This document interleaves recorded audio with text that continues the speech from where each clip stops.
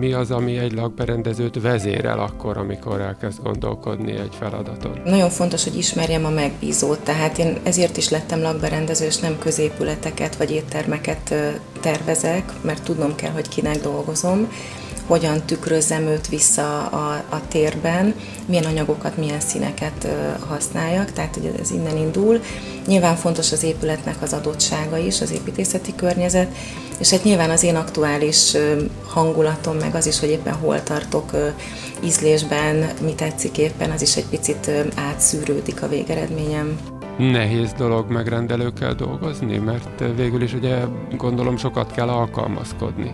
Szerintem ez nem baj, ez érdekes inkább. Én pszichológiát is tanultam, gyereklélektant, szociológiát, és nagyon szórakoztat, kimondottan élvezem.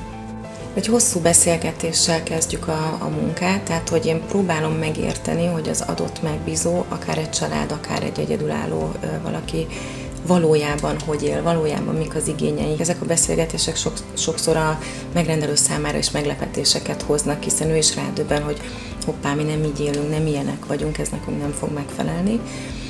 És hogyha megvan a tér, hogy az hogy működjön, utána kezdjük el felöltöztetni, akár úgy, hogy a megrendelő hoz képeket, hogy neki mi tetszik, milyen stílus, milyen interiőrök ragadják meg, vagy ha neki ilyen nincsen, rám bízza magát, akkor én azért mutatok neki képeket, és próbáljuk elemezni, hogy egy adott képen mi az, ami tetszik, mi az, ami nagyon nem, van-e kedvenc szín, valamit nagyon utál, és akkor ebből úgy szép lassan felépül valami. Egy pillanatra felidéznéd, hogy mondjuk megérkezel az épülethez, ahol laksz, és belépsz az épületbe, haladsz a lakásod felé, mit érzel, amikor hazajössz?